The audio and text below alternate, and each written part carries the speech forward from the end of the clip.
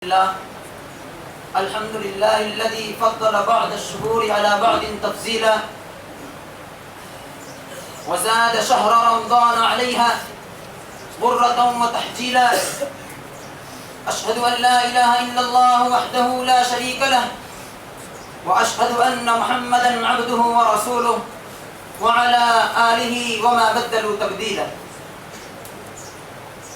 أريد أن أتكلم أمامكم خطبة وجيزة حول موضوع شهر رمضان. أيها الإخوة، هنيئا لكم بما تستقبلونه من هذا الشهر الكريم المبارك الذي سعدت باستقباله القلوب واطمأنت به النفوس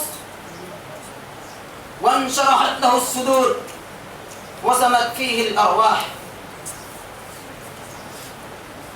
كيف لا وهو شهر الخيرات والبركات، شهر الصيام والقيام، شهر تفتح فيه أبواب الجنان وتغلق فيه أبواب النيران، شهر نزول القرآن الكريم الذي به حياة القلوب وشفاء الصدور وقرة العيون ونور الأسماع والأبصار.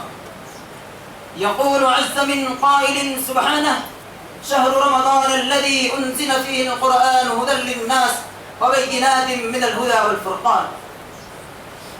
وتلك الغنيمة الكبرى التي يحسن عليها المؤمن في هذا الشهر الكريم، فيكثر من ترتيل آياته ويتدبر عبره وعظاته ويجتهد في العبادة والطاعة مستجيبا لأوامر الله ومجتنبا لنواهيه.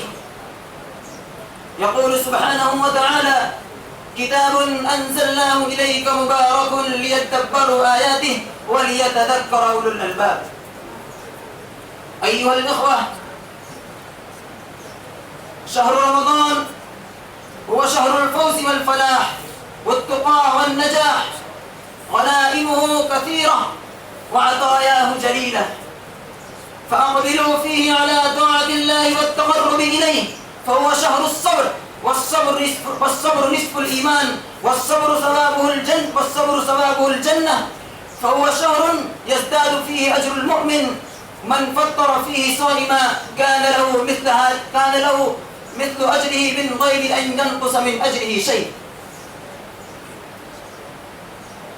فاغتنموا أوقات هذا الشهر الكريم واستكثروا فيه من 4 خصال: خصلتين ترجون بهما ربكم وخصلتين لا غنى لكم عنهما. فأما الخصلتان اللتان ترضون بهما ربكم فشهادة أن لا إله إلا الله وأن تستغفروه، وأما الخصلتان اللتان لا غنى لكم عنهما فتسألون الله الجنة وتعوذون به من النار.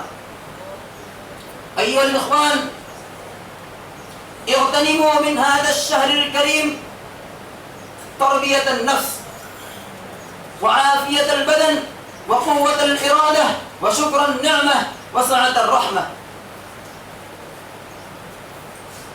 فسيروا على هدي كتاب الله تعالى وسنة رسول الله صلى الله عليه وسلم وسيرة السلف الصالحين الذين أثنى الله تعالى عليهم بقوله عز من قائل سبحانه: محمد رسول الله والذين معه أشداء على الكفار رحماء بينهم تراهم ركعا سجدا يبتغون فضلا من الله ورضوانا سيماهم في وجوههم من أثر السجود. فالسعيد من أكرمكم بفادة رمضان واشتغل بما يرضي وليه الرحمن وعمر أيامه ولياليه بتلاوة القرآن. أكتفي بهذه الكلمات.